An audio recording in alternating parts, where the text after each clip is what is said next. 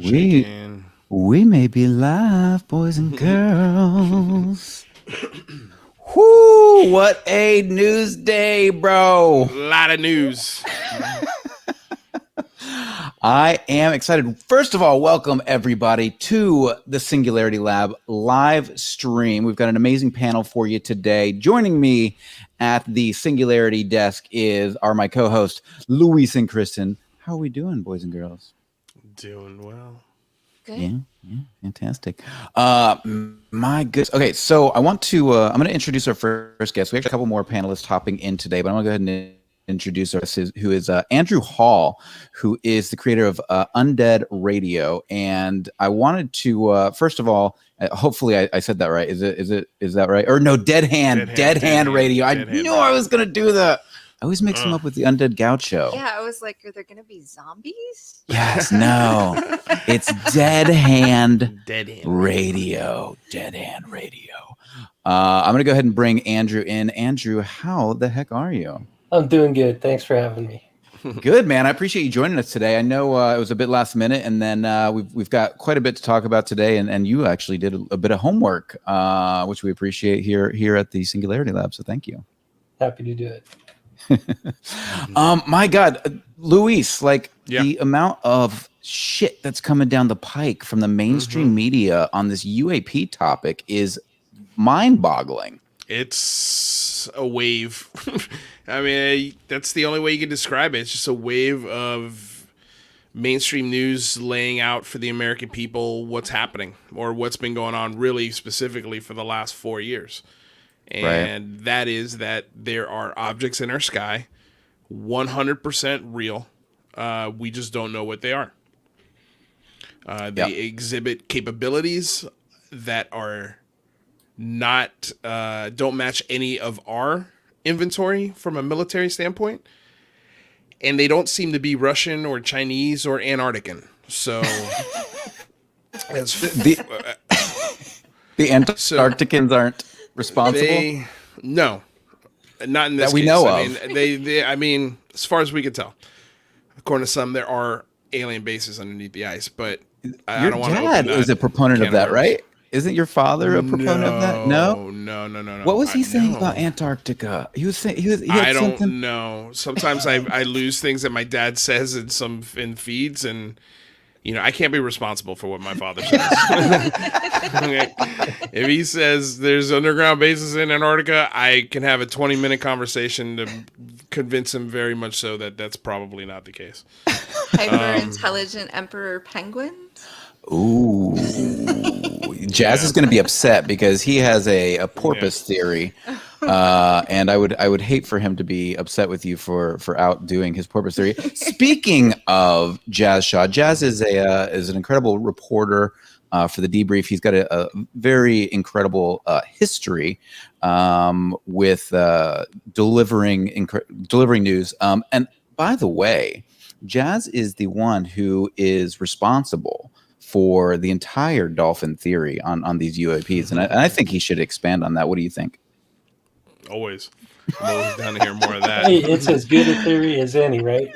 Jazz Shaw, what's going on, brother? And I hear everybody disparaging this. You're saying porpoise. It's actually the dolphin empire.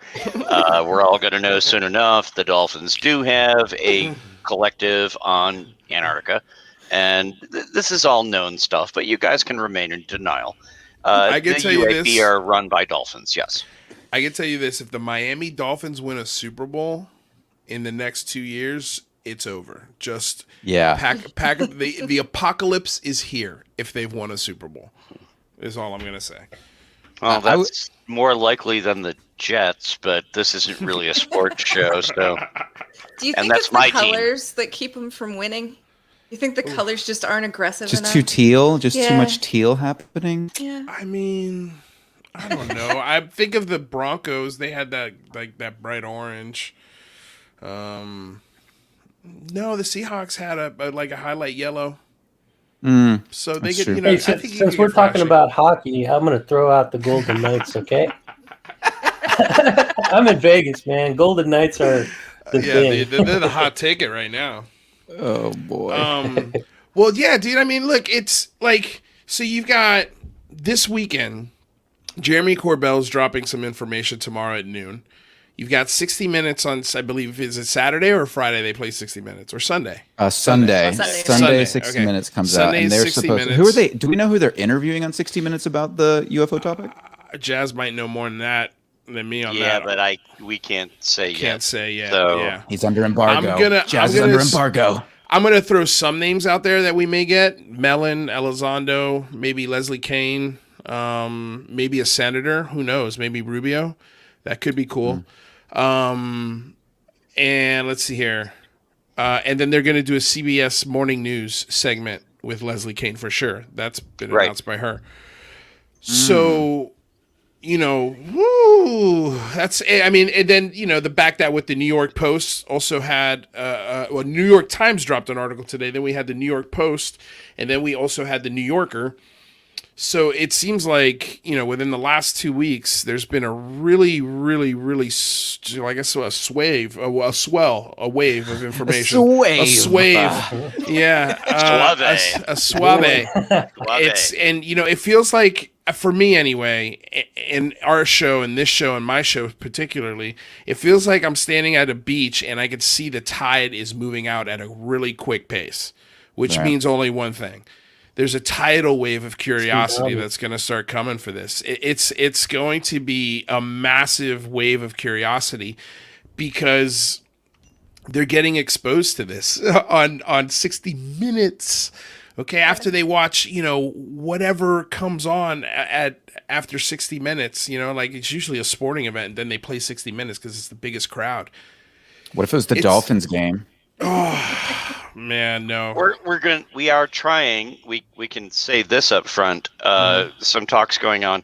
We're trying to get Ezra Klein to come on the show here for either one of you, and that was the big New York Times piece.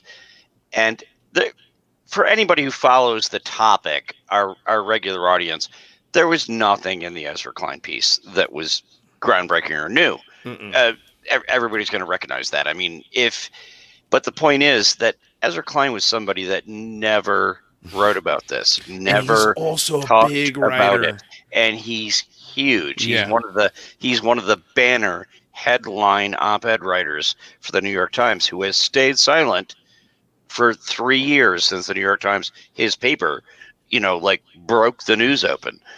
And now he's come out and not only written a speculative article about it, but admitted, and he went on social media and is like, I've always been fascinated with this, but he would never write about it, and now he kind of joined the resistance this week, and I just think that's awesome. Not because he was bringing us any breaking news, but because somebody at that level, at the biggest paper in the country, is now comfortable to come out and go, yeah, this isn't silly stuff. This isn't, play the X-Files theme. This isn't talk about little green men. This is a thing that's happening, and we should all talk about it and consider what the ramifications are. And I thought he did a really good job with the piece, and I sent him a couple of notes, and we'll see what happens. Yeah, Can I ask Explorer you guys Lab a just wrote in question? for. Oh yeah, go ahead. Here real quick. Explorer Lab just popped in and says his keyboard is on fire from the translation streak. So for those of you who don't know, Explorer Lab is a French journalist who actually translates all of the English UFO pieces, interviews. He translates them into French for the French people. And he says he is literally, his keyboard is on fire from doing so much translation, which is absolutely insane. Just so everybody knows, today we're going to be covering the mainstream media covering of this UFO topic and UAP topic, which is getting crazy. We're going to talk about Elon Musk's tweet today about Tesla backing away from Bitcoin. We're going to talk about Boston Dynamics and their robotic AI explosion. We're going to talk about the new DOE article in the drive that just dropped, which is insane. The oil pipeline hackers, my God, like it's insane how much stuff is coming down the pike right now. Are we going to talk about Doggy Coin? We can talk about Doggy Coin. Yes, absolutely. Can't talk about Tesla and Elon Musk without talking about Dogecoin. But so the question. I cut you off, Andrew. Go ahead. Can you guys hear me? Okay. Yeah. You sound great. Okay. So my question to the panel. I know, Lou, you're real good about managing expectations, but what are your, from the fallout or the aftermath of the 60 Minutes airing, what are you guys' expectations as far as what's the worst case and what's the best case that you guys are hoping for? I mean, I've thought about this. Should I go first? Yeah. I'm afraid, genuine fear here. And I actually talked to somebody today who was in Israel. I'm hoping that situation doesn't steal the thunder. I'm hoping that situation just dies down and hopefully just works itself out. Without commenting on either side of it. Been doing for the last few hundred years or so. Right. No, but it's just I'm afraid of headline fatigue, of this getting lost in other big headlines that absolutely deserve headline space. So that's what I fear. That is worst case scenario, I think, for me. If in regards to this information, obviously human suffering and all of those things trump that, but I just, I have to be clear. That's worst case. Best case scenario is that it's not going to be any new information. We're not getting a new video. We're not getting a new photo. We're not getting any new radar tracking information. This is going, again, I can't stress this enough. This is not for the UFO community. These publications putting out stories. The Ezra Klein story was not for us. The 60 Minutes piece will not be for us. So I don't think it's going to be anything that the UFO community is going to go like, oh my God. Right. They're actually probably going to be more upset than anything because they're really building this up on UFO Twitter. And I don't want to be the guy to go, hey guys, maybe manage some expectations, but I am. I'm going to be the guy that says maybe manage some expectations. But the flip side to that is that 60 Minutes has a huge audience. CBS Morning News has a huge audience that are not into this. And for my show, for what we're doing, that's great because I think that's going to bring more brand new minds that have never thought about this possibility. And maybe in this 60 Minutes interview, they are given that possibility that it could be very real. And they start looking for more information because when they go back to CBS, when they go back to Fox or wherever this news comes from, they're not going to get the conversation that we're having on this show or my show or Andrew's show, so they're going to be looking for nuance. They're going to be looking for a deeper, more meaningful discussion than, having to sit down and read a 13,000 word article, they want to have a back and forth. And that's the beautiful thing about this show is you can come in the chat. You can call into the show at the end of the show and we answer questions and we contemplate things, but we always come back to the reality. And that is, there's something in the sky. There's something zipping around in our skies, and it's 100% real.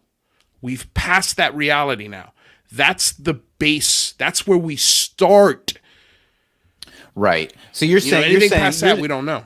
Right. So you're saying you think that the 60 Minutes interview and all of this mainstream media is going to push people who are in the mainstream who don't even think about this topic into actually recognizing it as something legitimate. And then as a baseline saying, oh my God, there's something here. Let's begin to study that. And I think that's the best place to be rather than all the speculation about what it is or what it isn't. We can do that. We can have that fun on our shows. Sure, yeah. But for when it comes to, when it comes to the mainstream and getting this topic out there and having people discuss it, I think it doesn't need to be breaking news for us. I think it needs to be something that, the mainstream starts to look into and take seriously because we don't know what it is. We don't know if it's a threat, right? We don't know if it's something that we should be actually concerned about.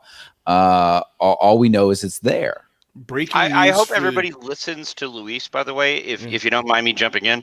I'm sorry, after the Mother's Day special, it's Lois and Mike. I sorry I was calling you Mike. Apparently it's Mika. Hey, Yeah, okay, thank you.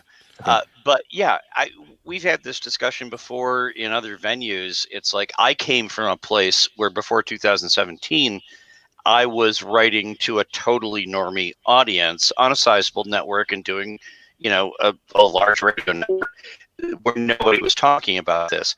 But after the New York Times article in December of 2017, I got permission to start writing about it.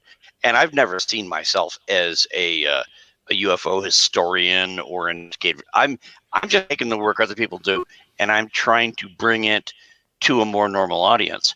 And the thing with Ezra Klein is he's huge.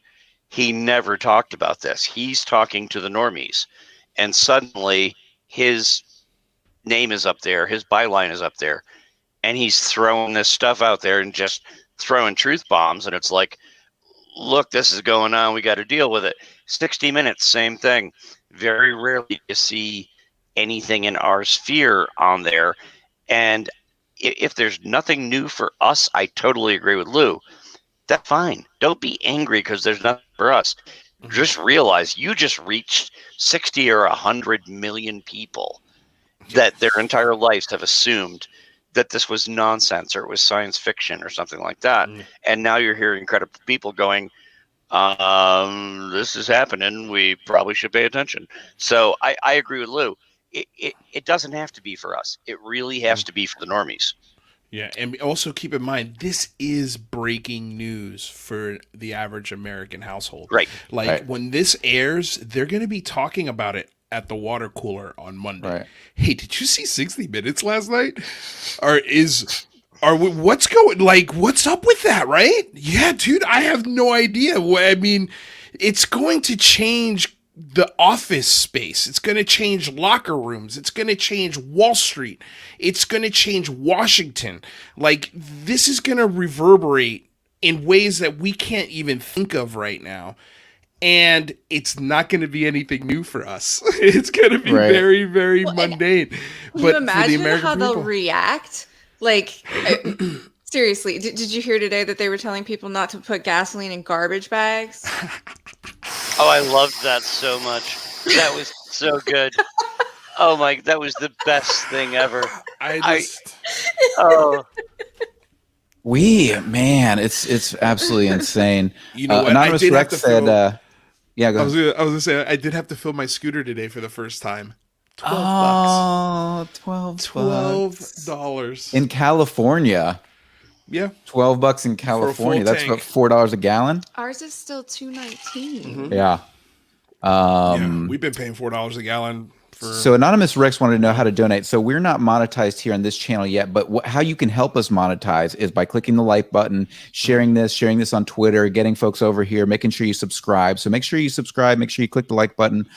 We also have, if you click in the link descriptions under my link tree, there's also a Cash App donation under that link tree. So you can go there, and we're putting together a Patreon as well. So hang tight on that. But my God, it's insane the amount of, freak out that people did here in Florida over this pipeline issue. We don't get any from a pipeline. We're all port. Why would we get fuel everything not from port? Come in? Dude, well, I mean, there's no reason that Floridians should have freaked out. No. I don't understand. At $2 a gallon, why are you freaking out? If it was 15, maybe I'd be putting it in a garbage can, because if I got a generator or something I need to run and I didn't somehow buy a plastic container, maybe. I think people were wondering. It's like, this was it a question of the price, or was it a question of the scarcity? I didn't know enough to go get a gas can. But God, I got to get some gas right now, so I'm going to put it in this Walmart bag or something. Yes. And the only thing that was missing was she wasn't smoking a cigarette while she did it, because that would have just made it perfect. This picture this right here that you're looking at. Can you guys see this here? This was a Hummer. This is a Hummer in Florida. Shocker, right? Of course, it's a Florida man. He had 4 5-gallon containers of gasoline. One gallon of gasoline equals 20 sticks of dynamite. Gas vapors accumulate in lower enclosed spaces. Vapors can then be ignited by spark, flame, static electricity. If Florida Man may well have lit a cigarette. We don't know, but this is what happens when you act like an idiot and panic. So don't panic, people. And his insurance company is not going to cover that because there's pictures everywhere. These people, Look at this people thing. need to go watch. They need to go watch Mad Max and they're probably not see how Max kitted out his car with tanks on the top of his roof. Now, if you want to go, Mad Max, don't go this direction, man. Put the tanks on top of your car. Do it right, man. That's man. sad. That's sad. Hey, now, Kristen is right, though. I mean, you're setting yourself up for trouble with that because don't film yourself doing dumb things. It could have ramifications. Well, you don't do that every day, though. We do that every day at 7 p.m. And everybody walking down the street with a phone is going to film you for you. Yeah. Hey, Mike, can you take me out for a couple minutes? I got to go do something real quick. Yeah, absolutely. Let me remove you here.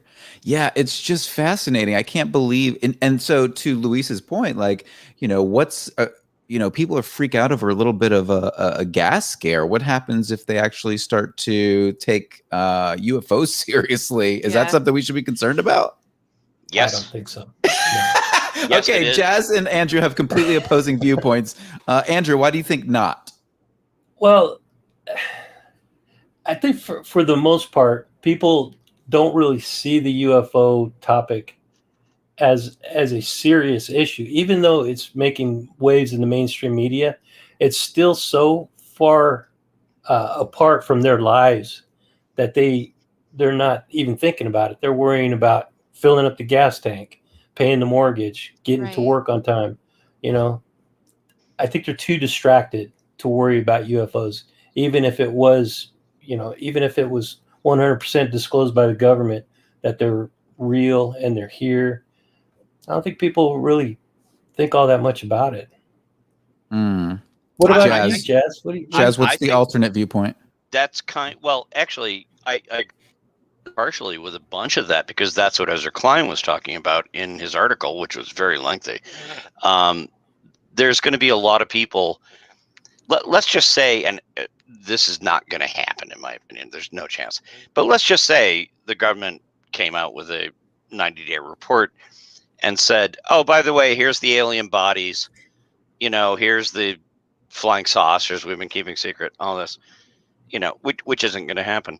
But if they did, there are a lot of people who will still think the government's lying because the government lies all the damn time and they won't believe it. They'll think it's a hoax or a trick or something.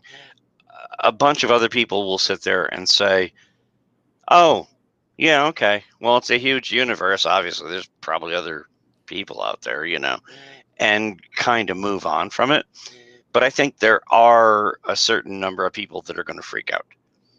And I do hope that everybody who's been in the community all this time, if we get some sort of revelation where there is maybe not total, but some measurable amount of disclosure, that everybody is standing by and will go and contact their normie friends, because there are going to be people out there. No, I'm not making a joke. I know. I just love when you say normie friends.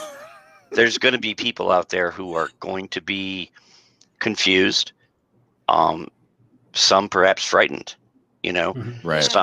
Some questioning, it's like, how can there be a second Genesis if they're very religious? Right. These are big issues that people are going to be wrestling with. And there's going to be a lot of us, particularly me, if I've had a few martinis, who are going to be sitting there waiting on Twitter and hammering the keyboard and just waiting to go, we fucking told you, But I already admit, if I do that, and I probably will, that's the wrong response. You need to be talking to people and going, it's okay. It's a big universe. If they were going to attack, they would have attacked by now. Let's all just figure this out. Right. That's the right approach. Not that I'm going to take the right approach, but that's the right approach. So. I appreciate you telling us what we should do while not doing, because I actually prefer that you don't do it. I think from anyone who knows Jazz Shaw knows that would be the much more fun approach from Jazz Shaw. But I agree with you. Oh, it's absolutely what I'm doing. Yeah. I wonder if it's like a good time. No, go ahead. No, I wonder if it's a good time. Go ahead. You go. Before we stop. No, I wonder if it's a good time to start reinvesting in like materials that you would use to like make a fallout shelter. You know, places where people can dig holes in their backyard to hide from the aliens. Right. Concrete. Right. Well, I mean, the whole and people make fun of preppers all the time, right? Like preppers get the most shit out of anybody. But if you think about the idea of prepping, I appreciate that, Jazz, because if you think about the idea of prepping, what you're actually doing is taking the strain off the system when a calamity does happen, right? You're actually you're doing a service to civilization, to society, when you're prepared for something bad to happen ahead of time. And so, it's fun to like laugh at the prepper shows and things like that, but in reality, those people they're gonna take stress off the system when there is something to stress the system. And they take stress off the system now. They're not the guys going out there filling up plastic bags with gas. No, they've already got their 50-gallon drums in the backyard. We actually grow grain, renewable grain that's not wheat, and things like that, right on our property. And you take that grain and you harvest it and you grind it and you make bread out of it. It doesn't look like Wonder Bread, but guess what? That's free. Right. And you have enough seeds and you can grow it again next year and you can keep making bread out of it. And if you have fresh water and you have bread, it's not a great life, but you can live a long time. So my wife and I have always seen that as, we don't have like a bomb shelter and, years of stuff and tons of ammunition. Well, some ammunition weapons, but not tons, no bomb shelter. At least that gives you a little space and the experience in getting food and things. And I realize we're getting a little off the beaten trail. But if we're dealing with a situation where the entire world is like, wait a minute, the aliens are here, what should we do? There's a lot of people that are going to have questions like that, in my opinion. I think I agree with you. We're on the same page. I think some people will freak out and it will cause some disruption.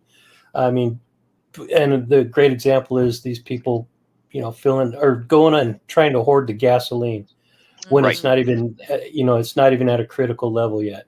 But the thing, if we could stay on the prepper thing for just a minute, one of the things that people should actually pay attention to, especially people that live in urban areas, is to have those supplies in case some unforeseen natural disaster happens. That's why the government has a zombie attack plan. They prepare for a zombie attack. That's a fictional scenario, but if they're prepared for that, then they're prepared for everything in between. Or they'd like you to think it's fictional anyway. But go ahead. And people have very little idea of how much we go through. Like when we're doing hurricane prep here in Florida, how many gallons of water people go through a day. It's insane. It's a lot of supply. Yeah. How long did it take after that pipeline was shut down? And that's one major pipeline only affecting a coastal region. How long did it take before people started panicking? You think about that. It was a few hours. It was Monday morning. I noticed that the gas stations were getting weird, and then Tuesday and Wednesday they had like all but one entrance at all of the gas stations roped off, and like a couple of them I drove by, there were cops outside. And at the beginning of the pandemic, how long did it take before you saw a store where there was no toilet paper? Even though you probably had a few weeks worth of toilet paper in your house or however long. I had several months worth of toilet paper. So did we. But then again, I'm a prepper. I'm a semi-prepper.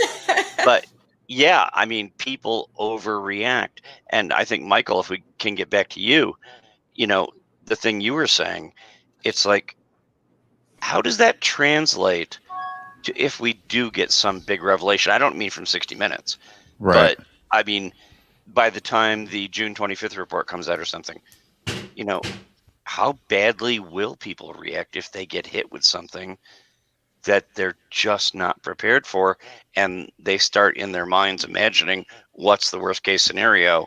Should I have a bomb shelter? Right. What do you guys think about Jeremy Corbell said there's some big news coming out. He said, let me be more specific, high noon tomorrow, right here on Twitter, but moments before on my Instagram. I mean, is Corbell like, I know he likes to market. He's a good marketer. He's good at getting people excited. He's good at prepping the groundwork for when something launches. But, you know, any good journalist or any media outlet does that. It's not something that isn't done. It's very much something that is part of journalistic practice. But are we thinking anything big's going to come from this? What do you guys thought? I think it's going to be something interesting, but I don't think it's going to be bombshell, groundbreaking type of stuff. I mean, Jeremy Corbell, he always comes out with some interesting stuff. But, as far as groundbreaking and life-changing, I don't think it's going to be that. Right. Well, I always get the same like thought and feeling like whenever I watch, and we did, for those of you who missed it, we interviewed the Dragon last night on the Unidentified Celebrity Review. Dragon is on The Secret of Skinwalker Ranch, and I always think about that whenever I'm watching a documentary series, because I'm always like, how should I really be like so on the hook here, so in the loop? Because if something actually amazing was going to happen in this documentary series, wouldn't the breaking news have already covered it? Like, what am I? Lou, can you speak to that? I've always questioned that about these shows. Do they have to abide by NDAs until the season premieres? Or if it's something that is like, for example, Oak of Island, if they found the Ark of the Covenant, right, would that hit the news tomorrow, or would they have to wait until next season? I think it would. If they hit the Ark of the Covenant, I mean, like they would have to have faces melted. Yeah, exactly. They would have had to have transported it to a university and get sort of a carbon dating on it, and they would have had to scientifically confirm it. But as soon as I think those test results came back, I think yes. I mean, the university specifically would probably want to be the first one to announce something like that. And they would probably make an announcement and then save the details of the announcement for the premiere of the show and then write about it. So I think you'd get the headline, but you wouldn't get the details of how they got to the headline, if that makes sense. Yeah. Michael, can you put me backstage for a minute? Yeah, no problem. Please. That sounds legit. I've always had that question, especially with that show, the Oak Island show, because that's one of my favorite shows too. No, I do like it too, man. A lot of people don't like it because it's so boring, but I'm like, well, that's the scientific method, pal. Like, that's a good point. You know, like if you don't like the scientific method, sorry, that's the way it works. Sometimes it takes 15 years digging in the dirt to figure out something is significant, and it's just frustrating. I don't understand why people don't like. I think, man, if the secret of Skinwalker Ranch was more like, and it shocks me because it's the same production company. If it was more like the secret the Oak Island, the Oak Island, just Oak Island. If they just took the scientific method aspect and added the entertainment aspect of the dragon and all those things, oh my god, it would be so killer. But I feel like they miss the mark sometimes. Well, I feel like it's you're damned if you do or you're damned if you don't, right? So if you're a documentary series and you put in the dramatization, the sensationalism, then people call you out for that. And then if it's, if you're doing the scientific method and you're taking it one step at a time and you're ensuring that the approach is accurate and correct, then people are like, oh, this is boring. So you can't win. You can't win with people. People who are scientific sometimes aren't that entertaining, right? Oh, yeah. No, for sure. Absolutely. But here's the thing is I think the show's been on now, if I'm not mistaken, at least 10 seasons, if not 13. Really? Like, yes. So just treasure hunting. People are really interested. Correct. Yeah. Like, that means that it's got an audience. And I think it's got the audience because it doesn't insult them with their intelligence. You know, like it doesn't have to be so reality driven. And I think if that's why I always say for the production of Skinwalker, if it just slowed down a little bit, like it's okay if we don't find anything weird in the season, like that's fine. But I mean, because you heard the dragon last night, he's like, dude, I've been there for a long time and I've never witnessed anything. And I can't remember who asked, but he confirmed that it comes in waves. Like sometimes, especially when he leaves for whatever reason, that's when things seem to pop off. But he says it's astrology. It's totally the stars. Yeah, right. No, but I'm saying, but all I mean is like, it could take 15, 20 years of really looking at it and getting no results, or what you think are no results, and then finally getting a breakthrough on something. Or never. But the thing, my philosophy, in the same thing I do with my podcast, is the search for the answers is just as important as the answers themselves. Yes. Because once you get the answer, the mystery is solved, and life is just a little bit less exciting. In my opinion, that's the way I look at it. Yeah. So it's the hunt that really keeps me hooked. So if we found out the UAP or UFO phenomenon was just drones or advanced technology from another nation, or a secret military project from our own government, would you be disappointed? I'll be totally fine with that. I mean, yeah, not disappointed, but I would be like, okay, that mystery's done. I don't need to think about it anymore. I'm on to something else. Yeah, would be the only bummer about it. In addition to Andrew, we'd have to rebrand your show. In addition to Andrew and Lou, I would be fine with that answer if it was scientifically supported.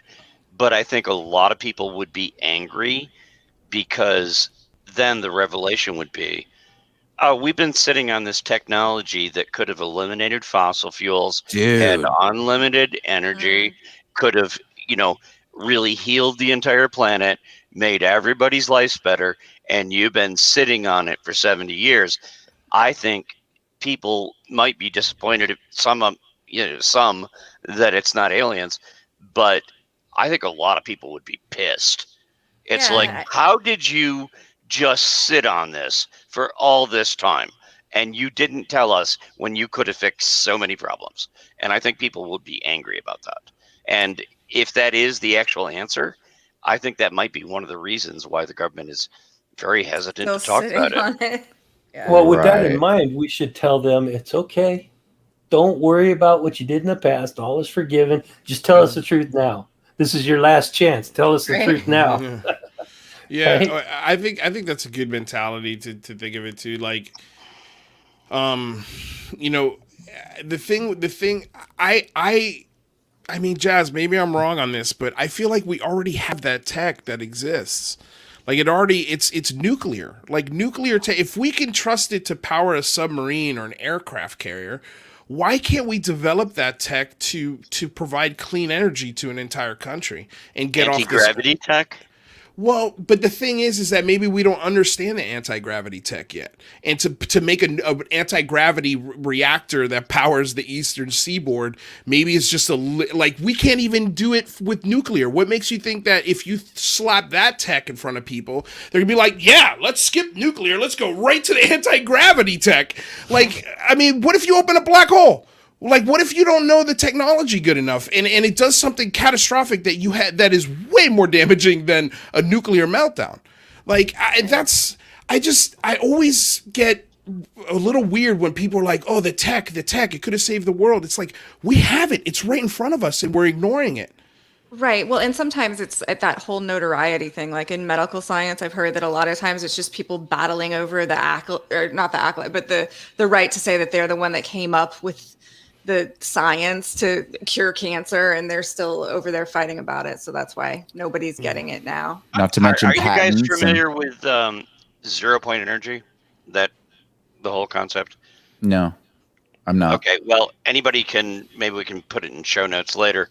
0-point energy is the theory that's been around for a long time, and it's one of the theories of how an extraterrestrial intelligence might be able to generate enough power to do the things that we have theories about how you could have anti-grav.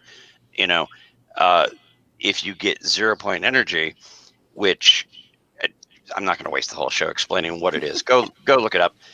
But the downside of 0-point energy is, if anybody gets a hold of it, if you figure out a way to convert and harness 0-point energy, there is enough energy in one Starbucks coffee cup to evaporate 3/4 of the oceans on the planet. Right. So on one hand, we've got unlimited free energy and we can do all these great things. On the other hand, all you need is one crazy person that's like, right, I'm waiting, for the coming of whatever the coming of is, but the world has to be destroyed first. And all I need is a cup of coffee from Starbucks. I'll convert that all to 0-point energy, and you destroy the planet. And that ties into the whole question of, what are the major ways that humanity will destroy itself? Are we part of the great filter, which is another great thing to go Google? Does any technological civilization eventually reach a point where they discover things that are so powerful that their own flaws allow them to just wipe themselves out? And 0-point energy is a big, seriously, anybody who's never heard of 0-point energy, go Google that. And it is a theory and it could be possible. But if the aliens have that and they didn't wipe themselves out and we got it, and then some jihadist or whoever or disgruntled person was like, well, screw this, and just, decimates the planet. It's a trade. It's a trade-off, isn't it? I mean, the more we advance our tech, we can be talking about a lot of things like manipulating our DNA, like CRISPR technology, changing our genetics and things like that, coming up with artificial intelligence that might, and I know offline we were talking about this, when do the robot dogs suddenly wake up and realize, oh, you guys suck, and then we're into Terminator, Right. And then we're getting sicked. Exactly. So, it is sort of a trade-off, isn't it? Yeah, I mean, I don't know anything about 0-point energy, but I'm gonna look it up after the show because I'm really fascinated by it. But when you think about things like fusion, right, or I mean, fusion is the chemical process or physical process that creates the sun, right? It creates a star. Yep. If we could harness that power, if we could figure out fusion, which we technically haven't figured out yet. I mean, some people believe, and we've been trying since the 60s, by the way. Since the 60s, actually, we've been trying to figure out fusion earlier. There are 7 fusion reactors in the world already, but the problem is it takes more energy to run them than they produce. Right. You can produce a miniature star inside of a vacuum chamber, which is how a fusion generator works. I used to actually work in nuclear power, by the way. Fission energy, which is what we use now, is understandable, but it's really dirty. Fusion energy is extremely clean, but holy cow, you're unleashing a star inside of a chamber, even if it's a tiny one. So yeah, that's some crazy stuff too. Right. We do. But don't you think? Let me ask you this, fusion Jazz. generator in New Jersey, just so you know. And my brother worked at it, and it works, but it costs 500 times the amount of money to produce 1 watt of power than you get the power out of that you could sell. So it's not, feasible at this point. Right, but they are working on the science. They are working the science behind it in order to make it feasible. And once it is feasible, yes, it will be dangerous. If we can limit the dangers, it could be the thing that saves our asses here on Earth. Well, but that's what I'm saying. Like that's like my point is, it's taken us 60 years to maybe almost possibly perfect like a fusion technology.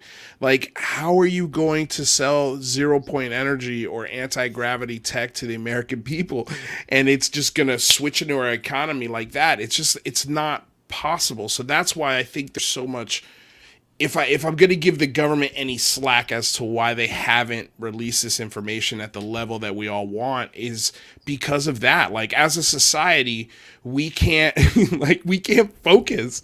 Like, we're so scatterbrained, and we have like these things that could fix society in very meaningful ways, and we kind of just let them go by the wayside unless they're super easy to do. You know, and if they're not super easy to do, it takes 60, 70, 80 years to really figure it out and perfect it. So, yeah, man, it's just... Right, but I mean, that's kind of the point of this show, right? Because we are approaching this point where we have the ability to develop computers. Well, we are. I mean, there's people putting gas in garbage bags, Michael. Hey, that's sensible. I'm talking about when I see stuff like that, I go quantum computing. No. In all fairness, that's the minority. Those are very few numbers of people doing that. Well, there's a lot of them here in Florida. Let's just be clear. I mean, but still, even if it's 100 even if it's 300 people in Florida, how many people are getting gas in Florida at one time? You know, like, it's a minority. Andrew's right. It is a small minority, but it's just like, damn, dude. Like, I look at nuclear energy specifically, and I go, wow, that to me is a golden opportunity to really, for the United States specifically, to lead the way in a new energy development and get out of this Arabian oil fields that just cause so many problems, and it's just frustrating. I mean, even classic fission, right? Nuclear power, as we've used in the past. NM UAP says the American people have been influenced by Chernobyl and 3 Mile Island. Nuclear energy has in the 70s. Nuclear energy has a Fukushima was only a few years ago, though. It was, but yes, it has, but the factory itself is like 40 years old. Like, that's what I'm saying. All of the tech that fails us when it comes to nuclear, it's tech from the 60s. Like, it's tech from the 70s. We get very freaked out. My buddy was allowed into that area in Japan to photograph, and he wore the radiation gauge the whole time. He said he was exposed to more radiation through the airports on the way there than he was when he was in the area. Right. It's a marketing again. It's a marketing problem. Does everybody here know why Chernobyl blew up? Because it was a poorly put together nuclear facility. It was a sodium reactor. Okay, liquid sodium is a much more efficient way to extract heat and put it off and pick up heat and deliver it instead of just pumping water through the core. Mm-hmm. Okay. But if liquid sodium gets exposed to oxygen, you know what happens when sodium hits oxygen? It explodes. So if you ever could get a chunk of actual sodium, which gets stored in like vinegar and things like that, so it won't hit oxygen, and you throw it into the water, it makes a huge firework and a huge boom. If you have a whole nuclear reactor that's cooled by liquid sodium and you get a leak and water leaks into the liquid sodium, what you get is Chernobyl. Yeah, but can you? Is it also fair to say that Chernobyl was probably built before it melted down? How old was Chernobyl? It was old, and it was also a very poor design. Yeah, because they don't have blast containers that the American reactors have. Right. It was a crappy plant. Nuclear technology has the stigma and the taboo that UFOs do. It's the exact same. Like, because people think of Chernobyl, they think of 3 Mile Island, they think of Fukushima, but they don't know that those facilities are really old with very, very old tech, and sometimes very dangerous places on the world that have tsunamis. You know, like, they should have never been built there in the first place. But the fact that we haven't taken that technology and refined it to a point where it doesn't need power to cool itself down, outside power, when an earthquake happens or something happens. And we have that tech. It's available, but we are so stigmatized by the technology that U.S. lawmakers and the American people would never approve it. But this is exactly what I'm saying. Nuclear power has a marketing problem because we say it's more than that though. It's more than that. The tech is still.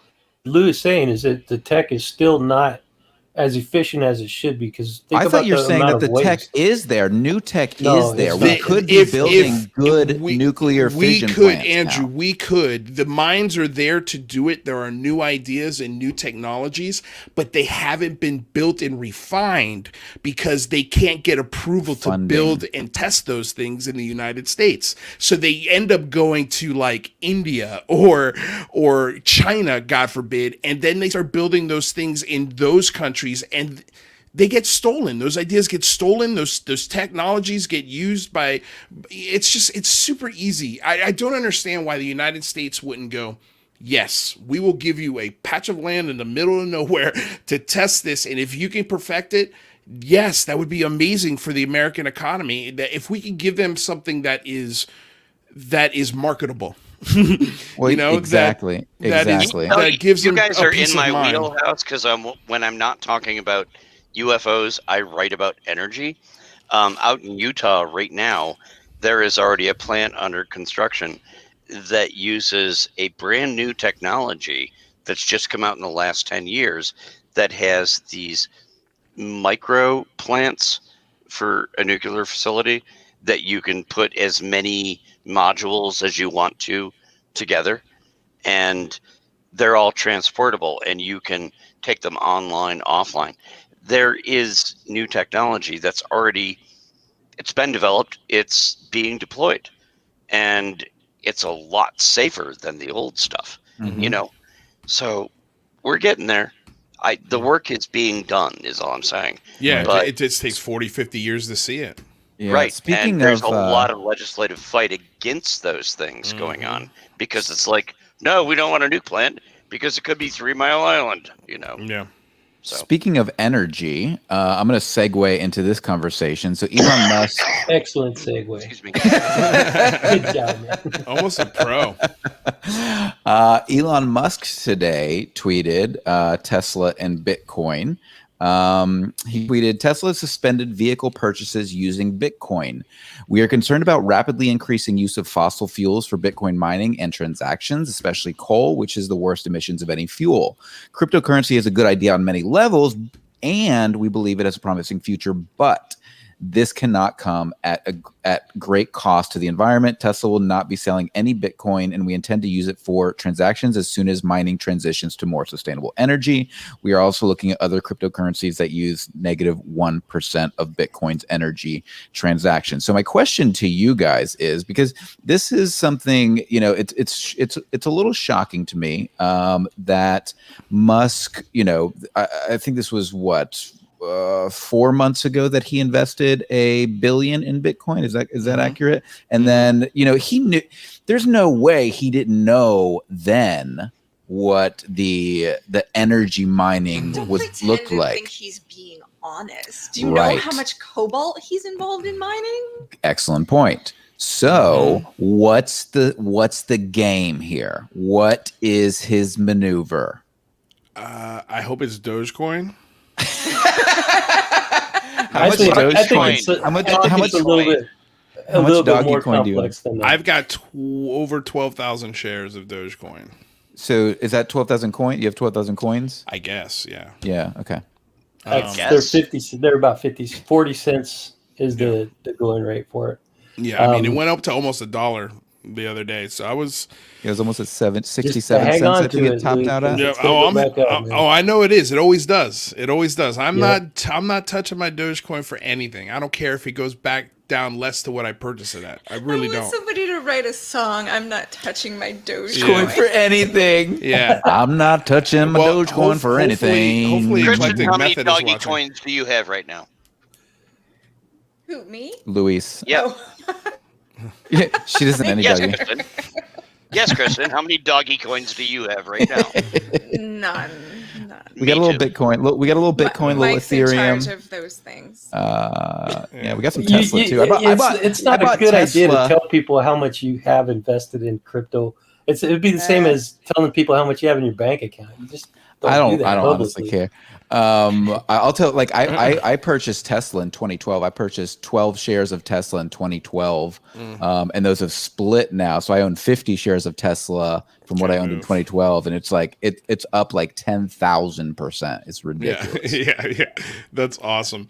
Well, what I was gonna say is I feel like it's a little talking out of both sides of your mouth, because Teslas themselves require coal and oil to run, bro. Like, and as Kristen said, the cobalt mining, the rare minerals that they have to mine. Cobalt mining. Like, you're full of shit. His cars are electric. His cars are electric, but you got to plug it into a wall, and that current comes from it comes from a gasoline powered generator. Not to mention the minerals, the carbon footprint of the minerals that need to be mined for his batteries. So go ahead. And batteries, by the way, that get thrown away when the car is in an accident because they don't. Batteries are a massive recycling problem. Yeah, if nobody wants to talk about that, that's fine. Well, but the batteries are like more toxic than all the problems that we're trying to solve by avoiding using gas. So it's a big trade-off. It is a big trade-off. So I want to hear Andrew, because Andrew put in a little bit of time today to get to the bottom of what he thinks. And this is an op-ed coming from Andrew, why he thinks that Musk did what he did today. What are your thoughts, Andrew? Yeah. Okay. So first of all, when he did that, when he came out and made that tweet, and his company actually stopped accepting Bitcoin officially, that crashed the cryptocurrency market. I mean, it dropped almost every cryptocurrency that's available took a dip, and a significant dip. People were panicking and selling their cryptocurrencies, which you should never do. Never sell. No, don't sell it. Don't sell it unless you're. And what happened? I think what happened, why people were selling, is because there was such a big run up in the last 6 months to 12 months that people were in profit. So they're like, okay, Elon Musk just did a disservice to all of us, so we're going to go sell out and take our profits and get back in when it gets lower. So I think that's where the sell-off was coming, more than people panicking. But so first of all, the people selling created a panic. Do you see? So, but okay. I'll get to the reason why I think he did it, but first I want to say a couple of things that I haven't seen mentioned in any articles, and that is if it wasn't cryptocurrency that he was making this move against, because cryptocurrency is decentralized, there's very little regulation, there's almost no oversight for it. But if he had done that against a company or a foreign currency, he would be looking at an investigation from the SEC. Right. Or possibly criminal charges for that. So that was a very calculated move on his part to actually come out and do this. And that dip. Wow.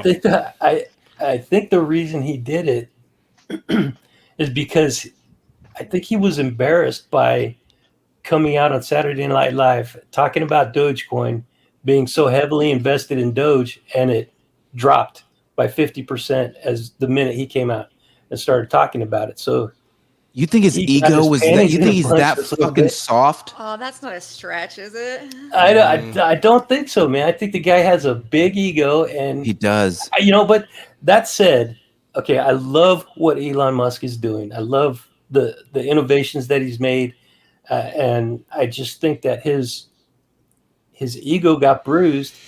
I can tell you, this is a great way to stroke your ego, though. I mean, look at that. Look at what he did to the market. Look what he did. One person did that to the market. Like, he's looking in the mirror going, I'll show you motherfuckers. That's Dude. This was today. This was today. This was this morning. Was there anything also involving the IRS coming out and saying that they would seize your for Musk? No, well, I think at the same, I read about it this morning. Oh no! You're talking about one of the crypto wallets is getting investigated by the IRS today. Well, that they came out also today. One of the statement that if you're Binance. being investigated, they will confiscate. Sorry, that's right. The Binance, one of the exchanges. Yeah, I don't know what you're talking about. Yeah, well, I just thought that might contribute to it taking a dip if people were trying to hide their money from the IRS. The tweet comes out. And then the market crashes. And not just Bitcoin, every cryptocurrency crashed. Yeah. And so this MFer, and that's why people like I agree with you, Andrew. I think Musk he has some amazing things that he's working on. He's working on Neuralink. He's working on Starlink. He's working on SpaceX. These are things that could significantly improve the lives of people, right? He could be helping people who are quadriplegics. He could be helping people in authoritarian countries get the internet and get free information. I mean, there are so many profound and incredible things that he's doing, but he's a giant baby. He's a giant egomaniac that can't stand the fact of anybody talking shit about him. Could we step back for this for 1 second? Okay. Sure. I've only got one cryptocurrency. Okay. And even with the dip that this market took in the last 4 days, I'm still up. Yeah, you're way up. 600 or 700%, maybe even more. Okay. Right. Now, imagine for 1 second, you're a billionaire. Okay. Mm-hmm. And you're maybe tweeting and talking shit about Musk on his Saturday Night Live thing. And maybe you're even pulling out your investments in Doge because you're a dick. Right. And you're just fucking with Musk. You're just fucking with Musk. And he sits back and he watches what's happening. He's like, watch this, you assholes. And he takes out every dime because there's no that statement today is, I think Andrew's onto something. That statement today tells me he doesn't give a shit about the environment. Like, because if someone, like, 100%. I'm an idiot and I could break down that argument in 2 seconds as to why your car is probably one of the worst things that happen to our environment right now. It's ahead of its time. It's a good idea. I'm not saying we shouldn't pursue it, but our infrastructure does not support that vehicle whatsoever. He looks in the mirror after 4 days of all these people talking shit, after getting all of that bullshit on SNL from all of the cast members that hate him. He comes out, he tells everybody he's got Asperger's, which nobody knew. He did say that. Okay. And my sister immediately texted me and she goes, that's not a diagnosis anymore, right? They disqualified it, yeah. And then I was like, well, but that's not fair because, like, if you were diagnosed with Asperger's as a kid and then somebody, like, when you were 40, someone was like, well, that doesn't exist anymore. You'd be like, fuck you. This is my diagnosis. But he's a weird dude.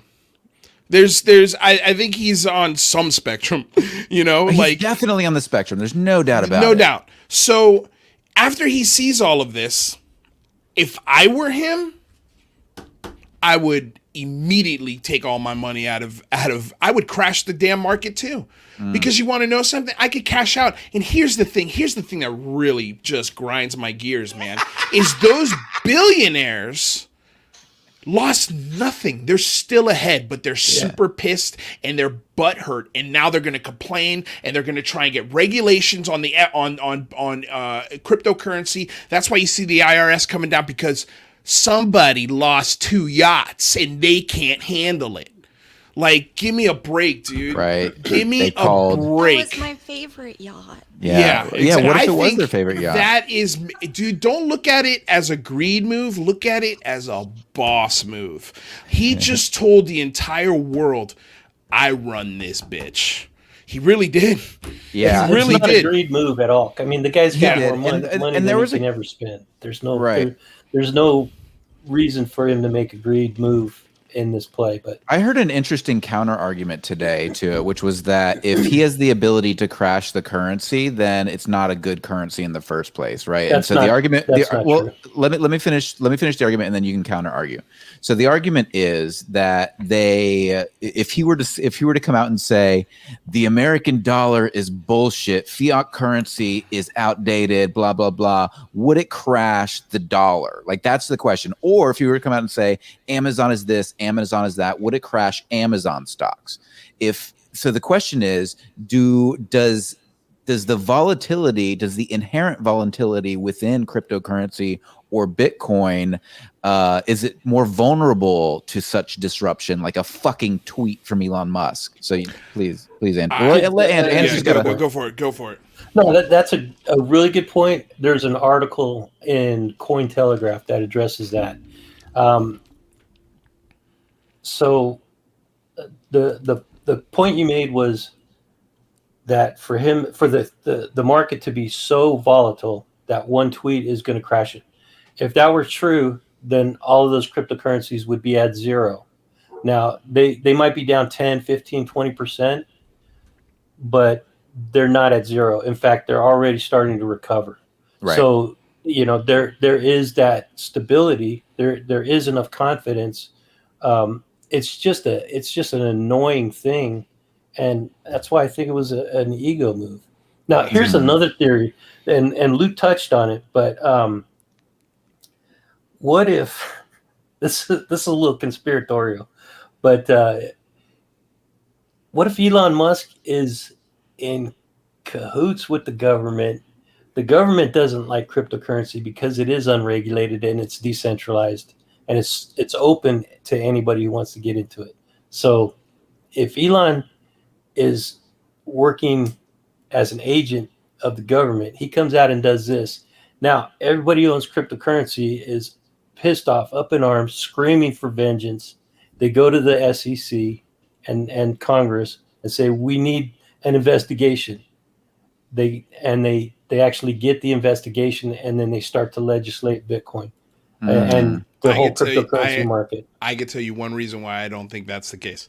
Good, because I don't want that to be true. Yeah, if that were true, Elon Musk would not have taken his brand new, battery factory over to China to build. You know what I mean? Like, they would have approved it here because he was trying to get that factory approved in the state of California. Yeah. He put a factory in Texas, but not what he wanted to put. Like, and he couldn't, because of the red tape and the regulations and all of the oversight and all of the just BS when it comes to trying to, I don't know, change the world. Like, they wouldn't let him do it here. And so he had to take it to China. And so that's why he's doing all of his everything, all of the new batteries, all of the new cars, everything is going to start coming from this mega factory in China. So that's why I would say I wouldn't go to that conspiracy theory. But to answer what you're saying, Michael, what you asked Andrew, he didn't just tweet about it. He took his money out of it. Well, he didn't take his money out of it. No, right. He didn't take his money. He still owns Bitcoin. He just said you can't use Bitcoin to buy a Tesla. Right. In fact, in the statement, he said we're not selling our Bitcoin. But that's big too. And you're right, Lou. It's not. It wasn't just a tweet that he was bashing it. He was saying, "Hey, we haven't pulled out of Bitcoin, but you're no longer going to be allowed to use Bitcoin." Now there is to buy his own car. By the way, to buy his car. Could you, dude? Like, that's not a greed move. I don't think. No, it's not. Not at all. No, it's not a greed move. The question is there a pure intent here somewhere in that he's pushing the Bitcoin miners to get clean, to get green? Do you think that's possible, or is this just a pure ego move? Is he actually pushing green, Michael? Yeah, well, that's what he said. Can you put me on full screen for a second? Yeah, if you know it.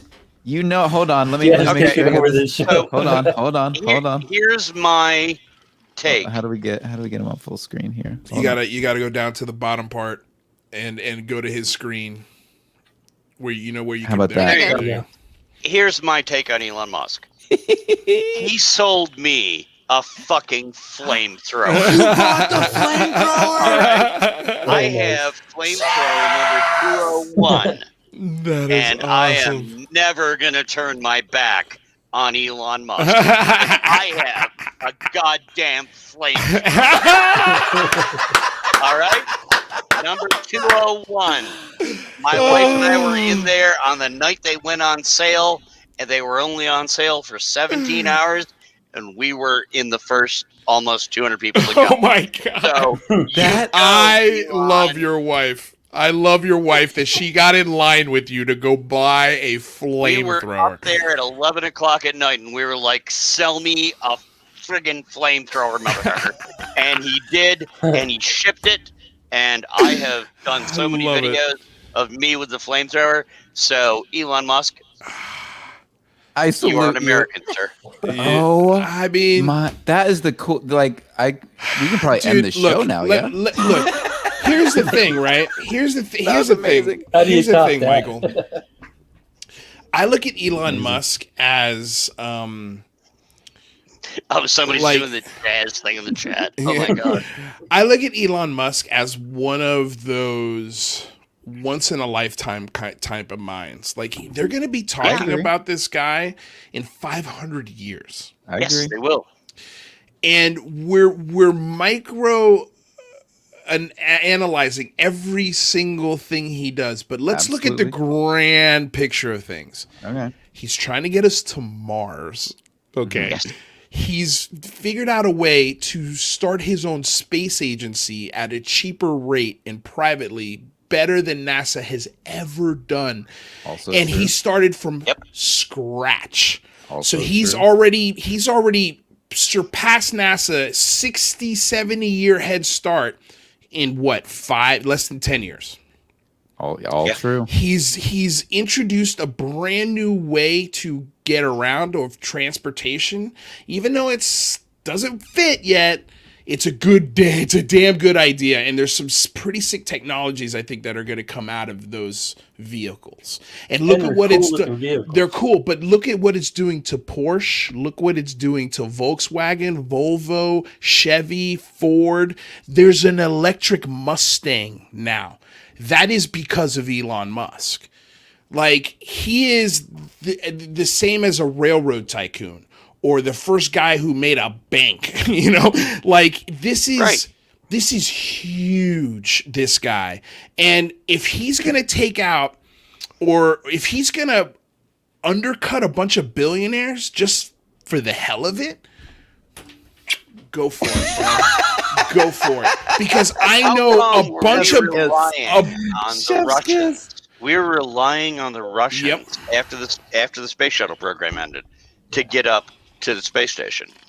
We are now launching people from multiple countries across all demographics and putting them up there.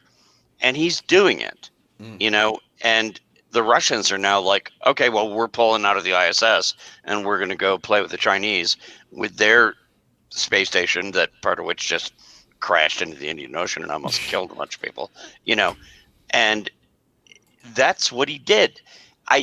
I'm not saying he's a perfect person. I'm not saying there aren't moral judgments that people could pass on Elon Musk or anyone else that's wealthy for that matter.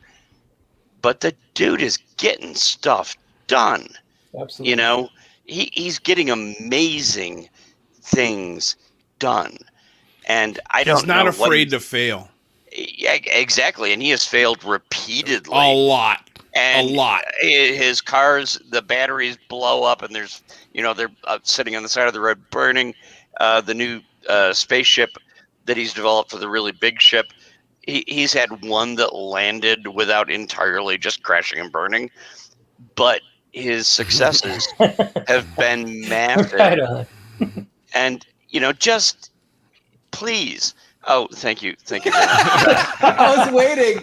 I was wondering how long it was going to take him to see it. I was off on a train of thought until I saw that, and I was like, yeah, that's my life on Twitter right now, particularly anytime dolphins come up. But I just want to say, is Elon Musk a perfect messenger? Is he not subject to criticism? Obviously, everyone is. But let's not detract from the fact that the guy's done some amazing stuff. And I mean, I think he's a visionary. I don't know. I think you can have it. I think you can have both. And Kristen and I were discussing this the other night when he was on SNL, because so many people, so many progressive people were like, we're not going to work with him. We're not going to do this. We're not going to do that, because he does have some major character flaws, and he is he's an egomaniac and incredibly irresponsible at times. I reminded everybody this morning of his when the I believe it was the tsunami in South Asia. Had those kids in caves. They were underground in caves, and he sent over his little autonomous submarine, and they didn't use it. And then he accused one of the divers who rescued children of being a pedo. And it was like, what are you doing? Like, that speaks to the softness of his ego. But simultaneously, the guy gets incredible results. He's going to get people out of wheelchairs and walking again. He's going to cure people of cerebral palsy. He is going to get people who have severe brain damage to have a life again. So he's going to teach monkeys how to play Pong. He might also be putting some of those people in those wheelchairs if his employees aren't allowed to have a union. That's also fair. He's super anti-union, and he doesn't. I was going to say, I wanted to address that comment that you put up about subsidies. I hate to break this to you. Ford, American Airlines, Pfizer, Exxon, British Petroleum, all of these major Fortune 500 companies get subsidies. That's the game. So if you're a huge company in this country, all you're trying to do, you have an entire accounting firm to make sure you pay the least amount of taxes and you get the most amount of subsidies you can get to develop the tech at the lowest cost to you. That's every company out there. So every company in every industry. I see what you're saying, Laura, but it's almost a moot point. Yeah. Sorry, say again.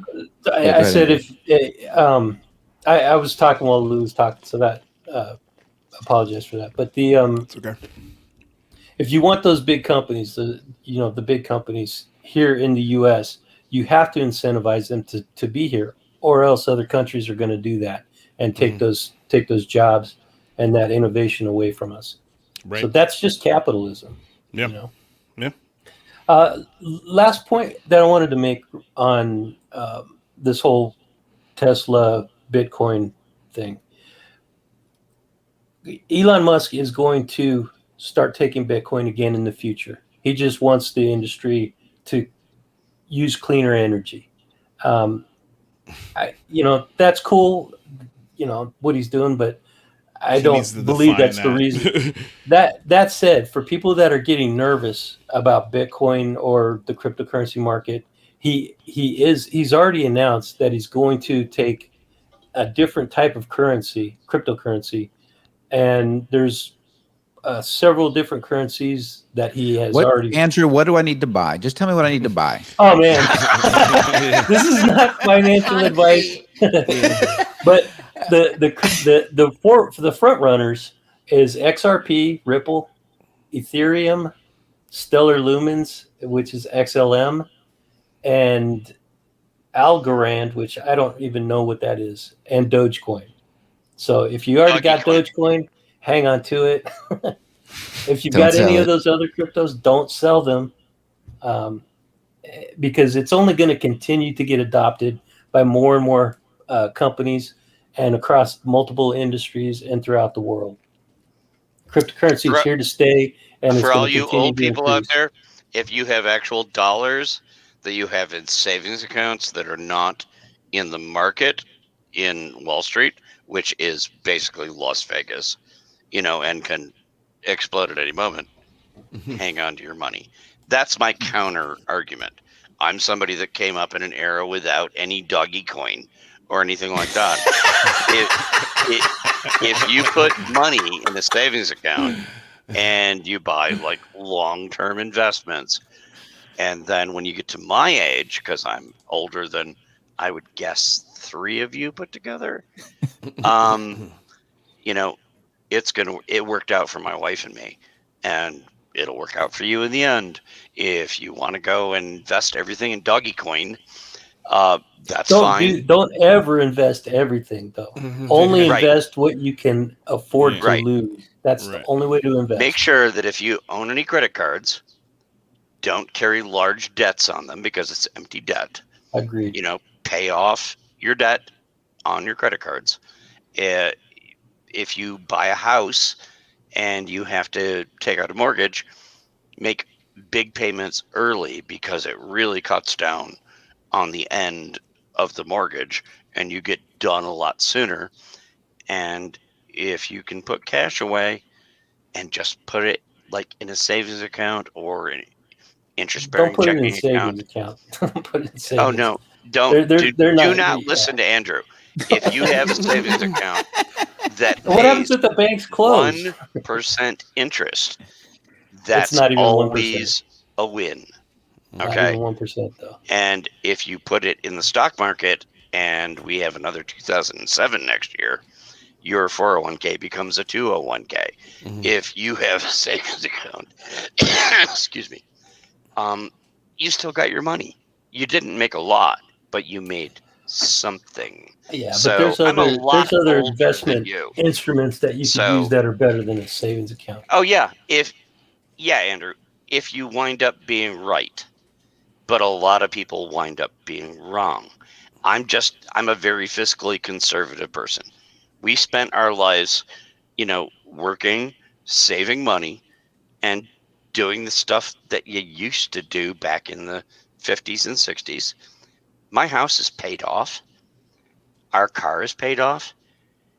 We have no credit card debt. We are, at this point, both working and just putting money away towards our retirement. Tell me, for everybody in the country out there that's really panicked right now with all the stuff that's going on, with people being out of work and all that, how many people would like to be able to say what I just said? A lot. A lot of people would. It took us 30 years to do that, but it's a long-term plan. Right. And at this point, I don't need to put any money into doggy coin. I don't need to put any money into the stock market. We're just sitting there. Name? Doge? No, it's a joke because it looks. They always used a picture of a dog and it's DOGE, and I was like, "Oh, doggy," So that's my name for it. But whatever. But seriously, I don't want to get drowned out by everybody else that's younger here.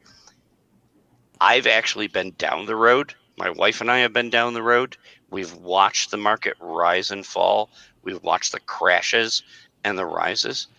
And really, if you can get all of your debt paid down and put money away and just sit there and keep working on that, and everybody can laugh and go, "Oh, savings account, that's stupid."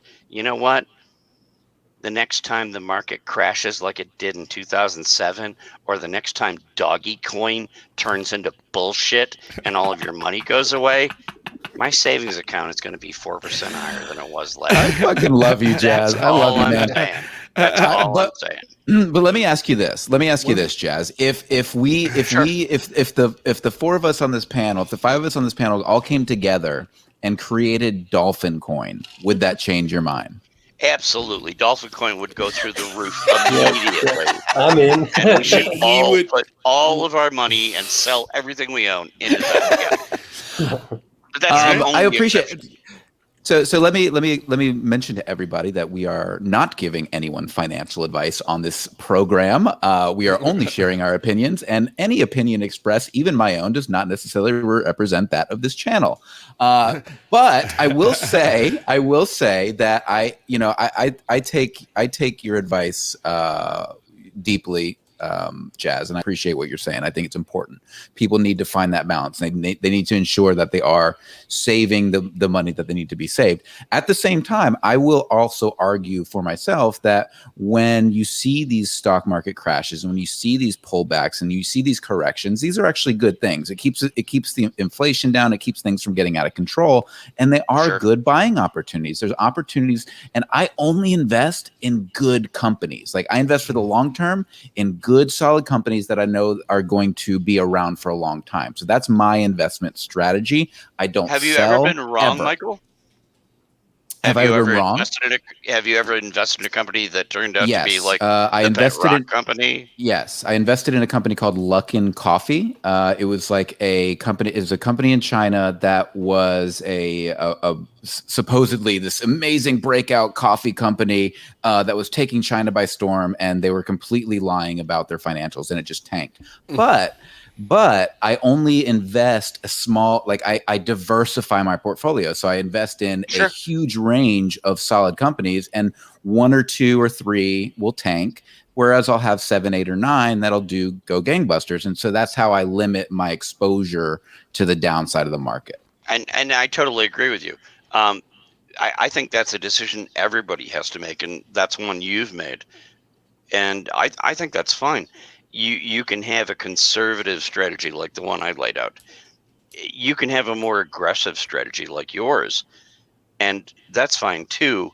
Get the best advice you can, but always be aware that something could happen tomorrow. And let's circle back with Luis and everybody else to the first thing about Elon Musk. Maybe you saw something that was, oh, that looks really solid. This is going to be really good. And then Elon Musk does a couple extra lines of coke tomorrow and says something. And holy shit, your retirement account just went from a 401k to a 201k. Yeah. That's all I'm saying. No, that's very fair. You should never. Elon Musk cannot touch my savings account. That's and all I think I'm saying. you're absolutely right. And I think Andrew brought up a good point about that earlier too. You shouldn't be investing in crypto or anything really that you can't afford to lose. It should be a future growth. Boats. Yeah, or boat. Never invest in a boat. Ever. Unless it's a fishing boat. I just love this idea that everybody's concerned about these billionaires that became a little bit less of a billionaire. Like, I don't care. Like the guy who's got 50,000 Bitcoin sitting in a cloud somewhere that he, buys Teslas 4 at a time with 1 coin. I don't care that guy's Bitcoin went down 300% because he's still a billionaire. He's still a billionaire. And that's the part that I don't think people are really understanding. Jazz is worried about the billionaire. No, I know he's worried not. about the idiots like us. No, I'm just saying overall. I'm worried about the people who, when they're your age, eventually you're going to be my age. And I don't know. I realize we're going to come here and talk about UFOs and all sorts of shit that I like. But I watch young people having these discussions. And back in the 60s and 70s, I was your age. And I was having all these discussions. Well, and man, I made some bad moves, and we had to fight back in our 40s and 50s to get to the point where we are now because we lost everything. And it's always a risk. I'm not saying being a conservative investor is the only choice. There are people like Elon Musk who came from somewhere and became a billionaire. But for every Elon Musk, let me ask you, do you not agree that there are 100,000 people who are sitting in your position who said, oh, I'm going to take some chances, and they didn't launch a space program. They wound up on unemployment, and they're like, trying to find jobs, like babysitting somebody right now, and that's rough.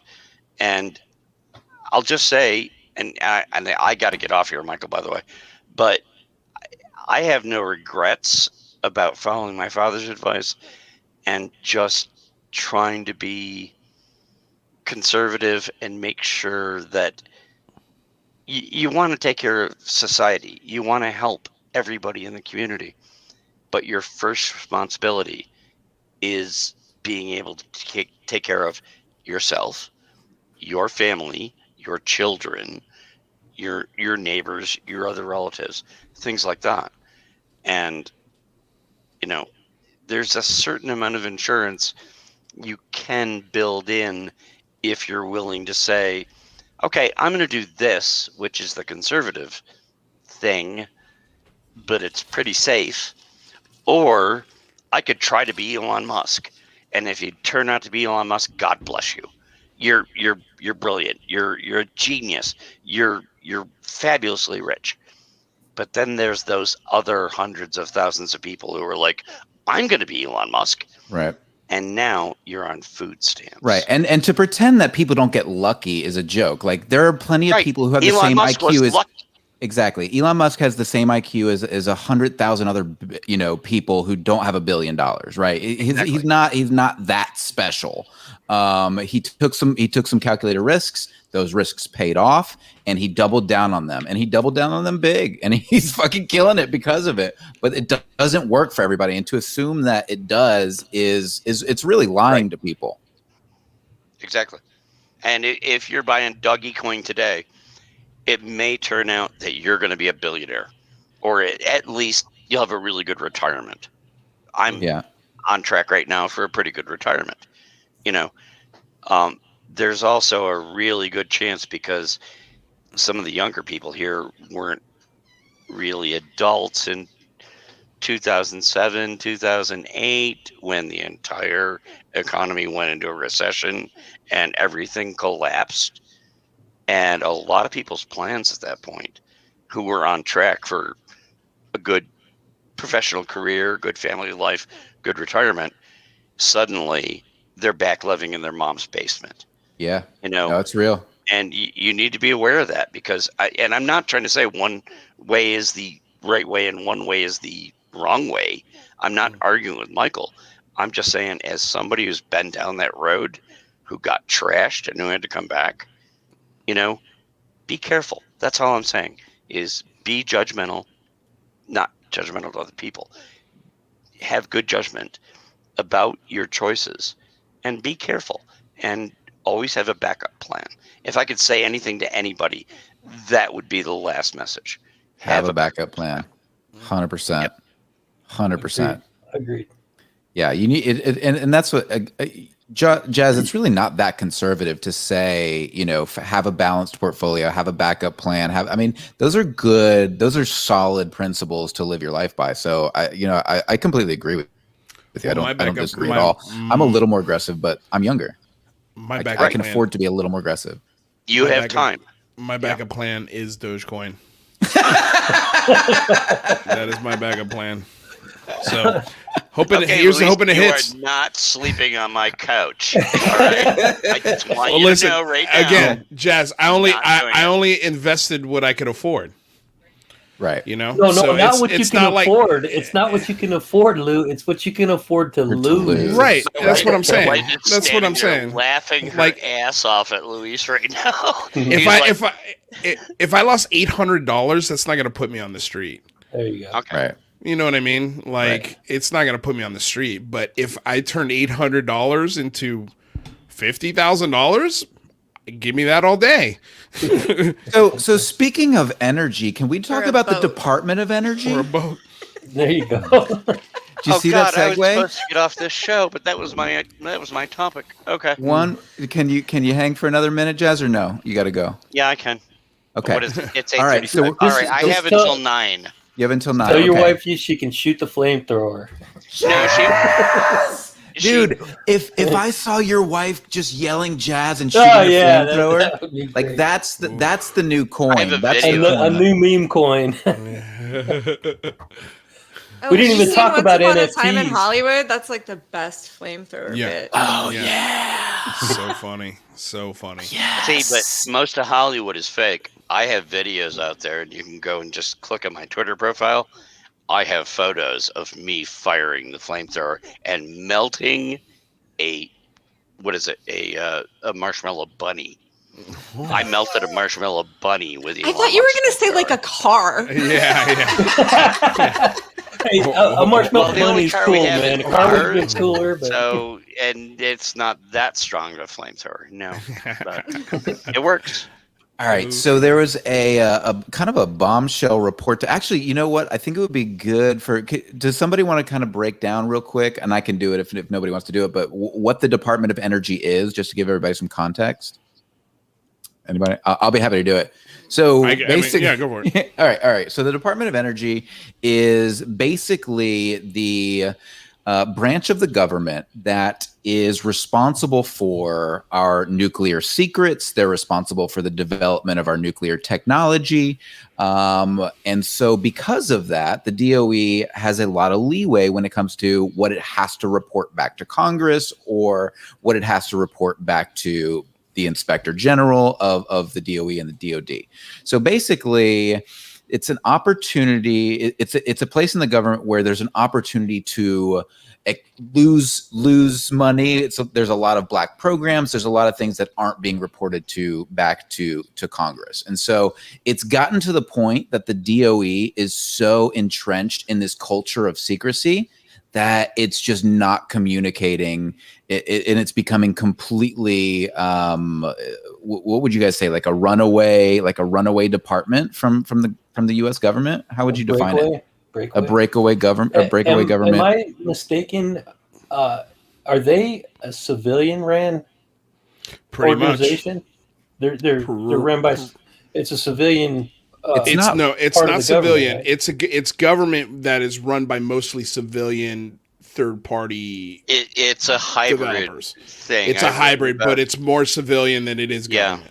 Yeah. Okay. I've written about this repeatedly. If you ever wanted to hide anything in the government, you would hide it under the Department of Energy because they control all of the nuclear weapons technology and most of the nuclear power technology. And people would be shocked to find out, and Tim McMillan has written about this repeatedly, the Department of Energy has the most exemptions, I should say, from FOIA requests of anybody in the United States government, including the Defense Department.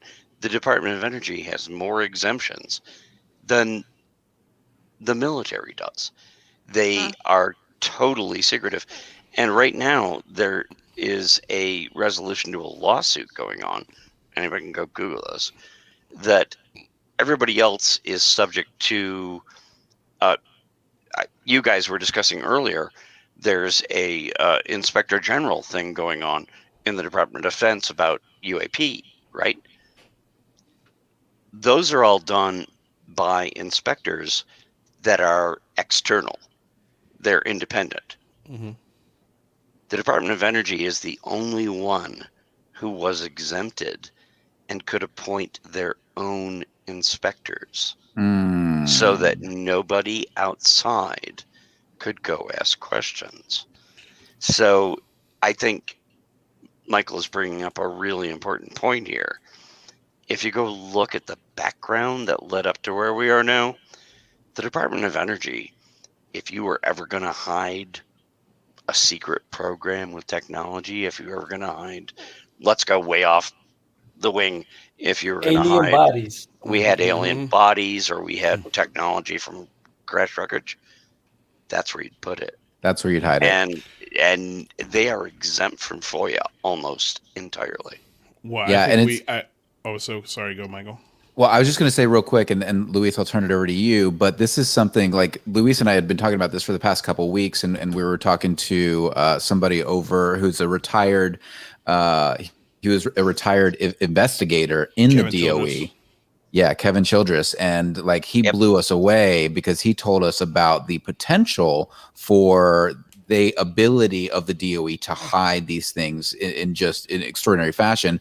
And then I didn't realize, and you're right, Jazz, Tim McMillan has been talking about this. Tim McMillan from the Debrief has been talking about this for a while. Here's a quick excerpt of something that he shared quite a while ago.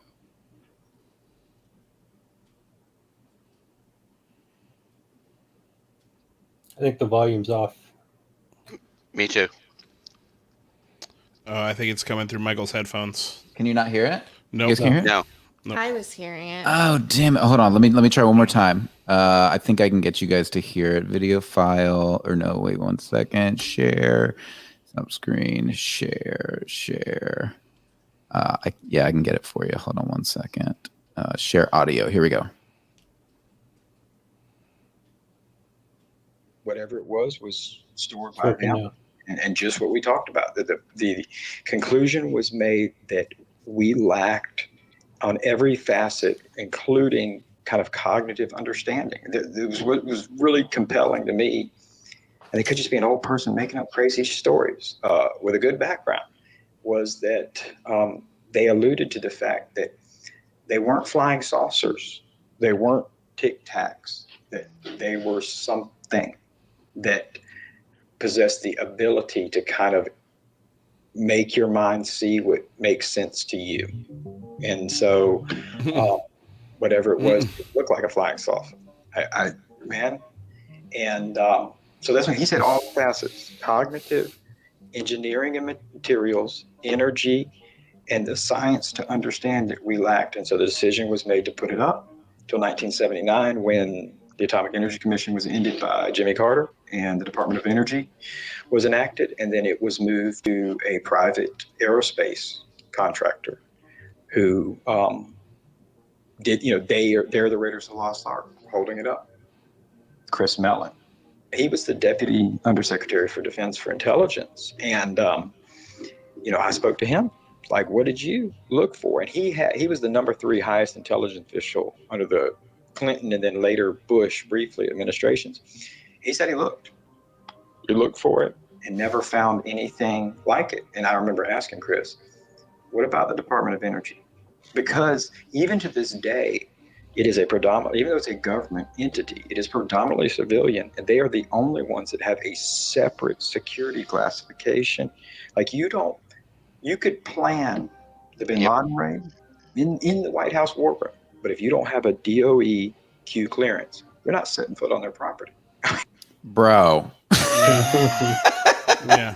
I mean, okay, so well, can I add something here from the Drive interview or article as well? Yeah, please do. So a DOE special investigative panel concluded in 1999 when I graduated high school.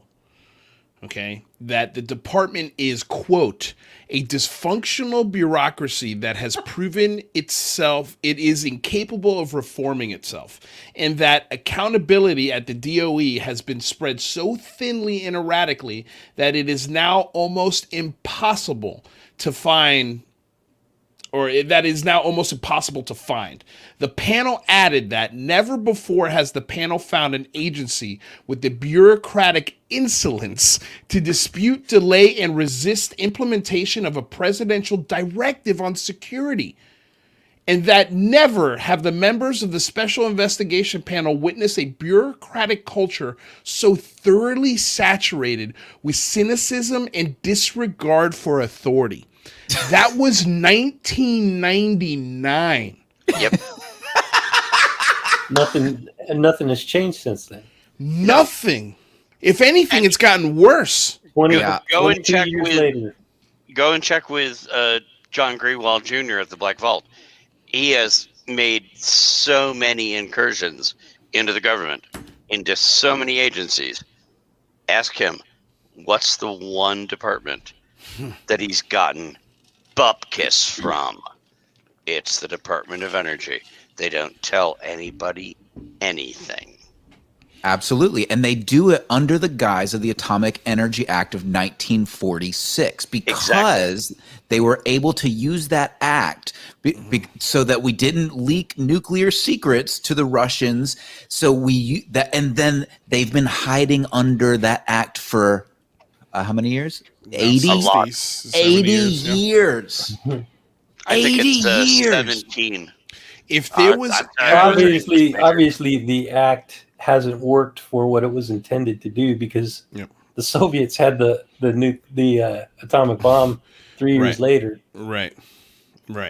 And also, not to mention, like, I forgot what I was going to say. Sorry. I'm still reeling. Dude, it's a shit show. It's an absolute shit show. And we're talking about $17 billion a year at the least. Way more than that with the rest of the add-ons. Well, with and 1 billion of that going to things that we are not privy to. 1 billion a year. It's a lot of money. And I think that's where the Inspector General comes in. If he can come in and see because I think he would have the Q clearance. No, he would have the ability to see where that money's going if he really wanted to do and launch an investigation of any substance. He could find out. The DOD Inspector General? Correct. Yeah. Yeah. He has no power. In many cases, there's no power here. So in many cases, DOE has its own classification systems and policies, some of which are even classified themselves. The highest level of these DOE security clearances is the Q clearance, equivalent to a top secret clearance in the DOD. That means that anyone with a Q clearance can access all classified information overseen by the DOE. According to its personnel security FAQs page, for access to some classified information, such as some sensitive compartmentalized information, SCI, or special access programs, SAPS, additional requirements or special conditions may be imposed by the information owner, even if the person is otherwise eligible to grant a security clearance or access. So they're basically like, even if you have Q clearance, we can still tell you no. Exactly. And that's the problem with the Department of Energy, is that they have, and there was just a recent article, I wish I had it in front of me right now, but you guys can go Google it. All the other agencies, including the DOD that we just learned there's an IG investigation about UAP that everybody's really excited about. Department of Energy doesn't use an external auditor to audit their stuff. They don't use an external agency. They have their own people being their investigators. Right. And that's how it's always been. There's a case going forward right now saying, no, you need to stop doing that. We need to have somebody external. But it hasn't happened.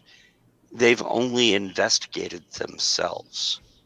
And that's the reason that I think if there are any big UAP secrets, they could be in the Department of Energy and not in the Pentagon. Sounds like the Bob Dylan song. I can't remember the name of the song. It's them Reds did it.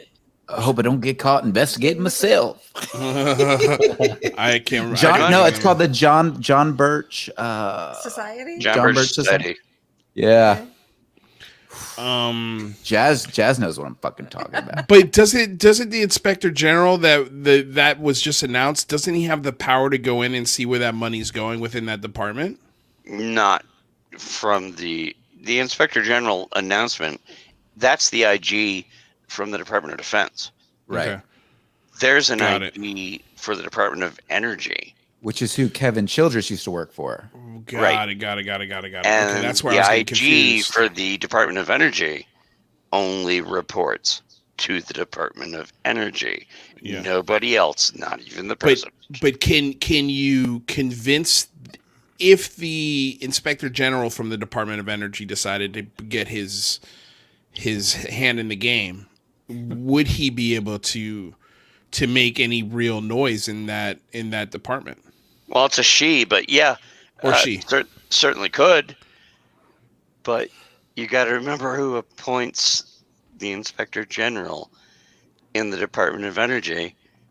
It's the person at the top of the Department of Energy. Right. But so the president can't. No. Can we shed a little bit more light on the Department of Energy? I mean, we understand what they do, but what type of companies? Or Lockheed Martin. That's part of DOE? I was curious about subcontract. That. Lockheed Martin subcontract. I believe both. I believe the DOD subcontracts them and the DOE subcontracts them. I could be wrong, Jazz. They also have universities connected. Actually, I worked with Lockheed Martin. You're all right. Lockheed Martin has contracts with the Department of Defense, the Department of Energy. They have contracts with NORAD that almost nobody knows about, and my father-in-law worked at NORAD. They're everywhere. So it's not saying, oh, well, that's okay because they fall under this. No, there are a few big military contractors that are involved in every arm of the government, every arm of the military industrial complex. Can I give you a couple? Yes. Go ahead. So several national laboratories in the Nevada National Security Site, the Plantex plant in Amarillo, Texas, the Y-12 National Security Complex near Oak Ridge, Tennessee, which produces all of the United States enriched uranium, and the Y-12, which is also home to the production facility for the mysterious fog bank. And that doesn't even include the universities. There's also major universities that are tied to the Department of Energy, and those findings and things that they develop at these universities, the first person to get their hands on it is the Department of Energy. And also the nuclear technology that the Department of Energy has developed. All of the reactors on our submarines and aircraft carriers that I mentioned earlier are all made by the Department of Energy. All of those patents, all of those technologies, they're all hidden behind this mysterious department that has almost no governmental oversight. It's just layer after layer after layer. I want to apologize to everybody and thank Michael, Lou, Kristen, Andrew, everybody. I've been given the flag. I am really going to be. I am going to be paying the husband penalty if I don't end right now. Flamethrowers coming. Thank you for having me on, and I really appreciate it. But I have to go. Have a good night. You got it, brother. Jazz Shaw, thank you so much. Make sure in the link description below, go follow Jazz Shaw on Twitter. His entire link tree's below, or not his link tree, but his links below. Absolutely, follow me on Twitter if you want to watch. Just crazy rants about shit that you don't care about. So yeah, dolphin empires and whatnot. Thank you, Jazz. Well, dolphin empire is real. Thank you. Take care, guys. Later. Have a good night, man.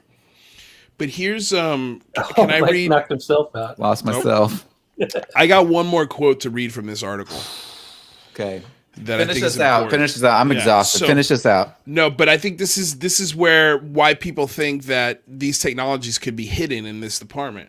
So with both extreme levels of secrecy surrounding much of the Department of Energy's research and even the scope of the DOE's research, it's possible, if not probable, that there are more radical and more exotic developments that these hidden behind closed doors of DOE laboratories. It would be hard to argue that breakthroughs in advanced physics, nuclear aerospace propulsion, or energy production would live somewhere other than the Department of Energy. While 100%. While that much may ultimately be impossible to verify, it certainly seems possible that could the DOE conceal such a breakthrough given how compartmentalized and classified much of its work remains and how specialized and advanced its facilities are. Once again, while maintaining a very close relationship with the U.S. military as the two institutions are tied together strategically very tightly, the DOE really doesn't get the attention that the DOD does, and that may be true in terms of oversight as well. Yep. That kind of launches like a million thoughts and could go down a real dark rabbit hole. Well, what was your immediate thought? What's that? Supposedly that spaceship that's been, up in space for decades that everybody knows about, but nobody talks about.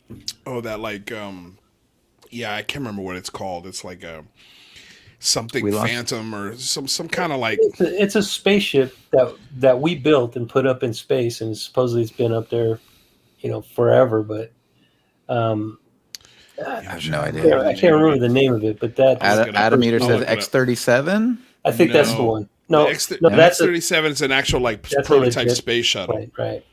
Oh, I have no idea. The Black Knight is the Black Knight alien. The Black Knight. The Black Knight. Oh, you're not talking about that? Yeah. Okay, that's what I was thinking about. The TR-3B, I think maybe. Okay. Is that something that have you guys heard of that? Well, the TR-3B I think is the triangle one. Yes, I think that's the one. Okay. That was the first thing that came to my mind. Yeah. But yeah, I mean, there could be so many developments. Like you said, Lou, you were talking about this technology that's already existed that could change our planet, could change the face of the planet for the better. I mean, they could already have that, and it's hidden behind this veil of secrecy within the DOE. It's possible. I mean, it's why would they be like holding that back then? I think oil companies. No. I just don't think you could take that technology and reveal it, because there's so many questions then they would have to answer, and then I think one of the first questions will be, well, can we use this to power America? And they're going to be like, no, we're 100 years away from that even possibly being capable, because we figured out, I don't even think they would tell you if they figured out how to put it in a ship or, or some sort of craft. Like they wouldn't tell you that, even if they did. But again, even if they did, to apply that to an entire country or seaboard or mode of transportation, that's a whole nother animal. Like, people could barely drive cars. You're going to give them a license to drive an anti-gravity machine. You know what I mean? Like, you can't just throw that in society. And that's why I'm just like, I don't buy the it could save the world argument. We've already have that tech and we're ignoring it. Like, that's the part that frustrates me, is like, everybody always, like, I hate Stephen Greer for this aspect, because everybody's always like, yeah, it's the tech. We need the tech. But nuclear is sitting here slapping you in the face and you guys are ignoring it. Like, it's the cleanest form of technology that we've ever developed on this planet, and we're ignoring it because of taboo and things that have happened in the past. Well, that's changing. I mean, even fission. We're building those reactors. As Jazz was saying, they're building them. We haven't figured out how to make them efficient yet, and so I don't think we're ignoring it. We know nuclear is efficient. We know that it is the best way to power things. The reason why I know that's fact is because we put them in submarines. We put them in aircraft carriers. If they're good enough for those machines, then that tells me it's good enough to apply to any part of our society in a safe, productive manner. We're just not doing it. And we're just not doing it. You're right. And it's stigmatized, and it's a huge problem. I can tell you this. If the Department of Energy comes out tomorrow and says, hey, we think we should pursue nuclear, they'll never do it because the Department of Energy's interest is to keep oil production high. I mean, and then once that resource runs out, then maybe they could start introducing some of this stuff. But even that, I mean, dude, I don't know, man. It's tough to say that it's the tech. I don't think it's the tech. The tech already exists. We already have it. It's already there. Yeah, maybe we just need to figure out why the DOE is not investing in a good marketing program to get the American people behind nuclear power. That's a good question. That's a very good question, and why aren't we as a society asking the Department of Energy, hey, how come you haven't figured this out? We're pumping $17 billion. Bro, Congress can't even talk to the DOE, right? You just read it. You read all the reasons why, because it's a compartmentalized, maybe we storm the organization. Let's storm the DOE. Let's storm the DOE. Storm DOE. Storm DOE, everybody.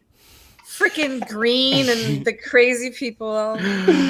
Oh God! Can you imagine? But I mean, wow. I bet you the Department of Energy's never had a large crowd of people gather outside its facility. That's true.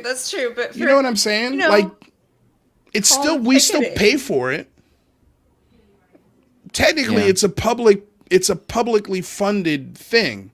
Yeah, but it's like nobody knows. There's no place that's the DOE. That's the thing. It's like it's so compartmentalized between universities and companies, and there's no place. There's got to be a place. There's no place. There's got to be a boardroom. There's got to be a place that they meet. There's got to be an office in the Pentagon that is a direct representative of the Department of Energy. Super safe. There has to be. Totally hidden in like a YMCA somewhere. Yeah. This is exactly ISOC just said exactly what we've been talking about the whole time. Fission power has too much of a bad rap from Chernobyl and Thermite. However, small modular fission reactors can have a solid future until we get fusion worked out. Fusion is the key. For sure, because fusion's cleaner. But in the meantime, we have something that's super clean. You're right. That's way cleaner than fuel. And you're right. But what do you do? What do you do with that waste? You just bury it in your backyard, or whose backyard gets the waste? Listen. Yeah, don't bring it to Nevada, man. That's exactly where it's going. That's exactly where we're going to fucking put it. The waste from all of the nuclear reactors in the world, I think I can't remember the number, but it's infinitely smaller than the waste we're producing now. It's tiny. Infinitely smaller. But not to mention the carbon that we're putting into the atmosphere versus what it would cost to put that uranium in. And those are the cost benefit analysis people aren't willing to have because they're too afraid to have the conversation. But not only that, the better the technology gets, the more ways you'll be able to figure out how to use the waste again. It is nuclear. It is nuclear waste, right? Like it's still got energy in it. It's just we haven't figured out how to use the other parts of it. That's an interesting. And we'll never get there until we start building some reactors and start powering some big cities with it. And it's possible. That's the part that kills me, man. Like it's possible. It's possible. Now, how do you transfer that? To electric cars. That's a whole nother discussion, if we could just use our nuclear waste to build electric batteries. Or to feed our dog coins. Or doggy coins. Yeah. I wonder what's causing more harm to the environment right now. Nuclear waste or the batteries that are being dumped into landfills from Teslas. I bet it's the batteries. I bet it's the carbon footprint behind the batteries. Not only that, but I mean, and there's supposed to be a terrible humanitarian problem with that mining too. Oh, absolutely, it's slavery. We're using slaves in foreign countries to mine our cobalt to run our clean electric cars. Our clean electric cars. Yeah. We got big problems, folks, but the Singularity Lab is here to discuss those problems and figure out how the hell we fix them. If we're not talking about it, we're not fixing it. So we got to get to the bottom of this one conversation at a time. Luis Jimenez, Andrew Hall, Kristen Mataluni, it's been an absolute pleasure to have all of you here today. What's coming up tomorrow? What do you guys want to talk? What do you guys want to plug? What do we need? What's happening? Well, Andrew, you got a show, don't you? Saturday night, 7 p.m. Right here on YouTube, and talking with a science fiction writer, JJ Shirty. Ooh, cool. Yeah, he writes about post-apocalyptic fiction worlds. That's my favorite genre of sci-fi. Same. Me too. Yeah, I do like Children of Men. That's one of my favorites. That's a great movie. Yeah, I never read the book, but I heard it's excellent. It's good. It's a good flick.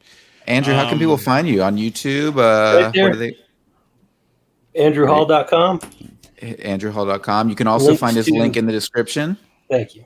And links to all of my social media, YouTube channel, photography, everything's on there. That's fantastic. Andrew, it was an absolute pleasure. Thank you so much for joining the Singularity Lab. It was a blast. I appreciate you guys having me. You must come back. We really appreciate your time. All right. Thank you. It's been a blast. Have a great I love Andrew. Have a good night. Later, buddy. He's fantastic. Later, brother. Yeah, he's fun. Luis. What's going on, brother? What's going on tomorrow? Tell people. Well, we practically did tomorrow's show today. We did? Oh, no. Yeah. How? Yeah, but that's okay. We can still talk about it more because there's a lot of other people's opinions, and there's also we got Jeremy Corbell's news coming out tomorrow, whatever that's going to be. So I'm sure that's going to be something to talk about. But yeah, I wanted to talk about the Department of Energy. I wanted to talk about 60 Minutes. I wanted to talk about this huge media blitz that we've been getting. So we're going to dive more into that because I think that's it's big news. So, and God knows what Corbell's going to drop tomorrow. It could be, awesome. Like, look, the last thing he dropped, my mother shared with me.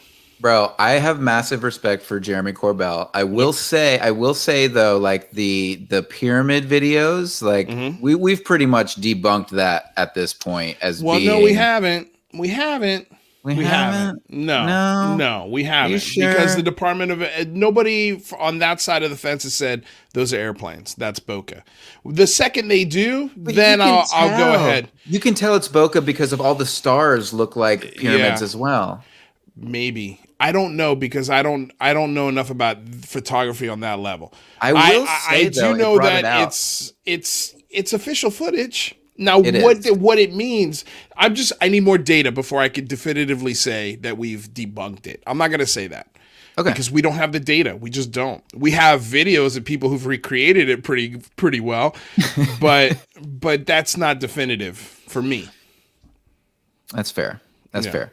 All right. So tomorrow we're going live at 4 Pacific, 7 Eastern. No, we're going early. We're going at 1 o'clock, remember? I'm sorry, that's what I meant. I meant 1 o'clock, Pacific, 1 Pacific, 4 Eastern. 4 Eastern, yeah. Yes. So we're going to start a little early, and I think that's going to be the theme pretty much every Friday, except for Lou Elizondo's interview. I forgot to mention that to you. I booked him at 4 o'clock on the 28th. Fucking A. Fantastic. So just FYI. But other than that, I think we're going to do all the shows now at 1 o'clock on Friday because that gives the opportunity for our UK friends, which, by the way, I got a mystery package we're going to open tomorrow on the show. So we're going to do that too. Who's it from? I just put my address online. It's from Graham Rendall. It's from Graham Rendall. He's our buddy Graham, who's in the chat, and I think it feels like a book. Could be a book. So I don't know. I don't know what it is. I didn't know he was sending it to me. It's a surprise. So I'm going to unbox it live on tomorrow's show. So nice. Yeah. I love Graham. Graham's a great guy. He's a sweetheart. Sweet man. And he's also got some good info. And if he's on the show tomorrow, I also want to talk about some activism events that happen in the UK.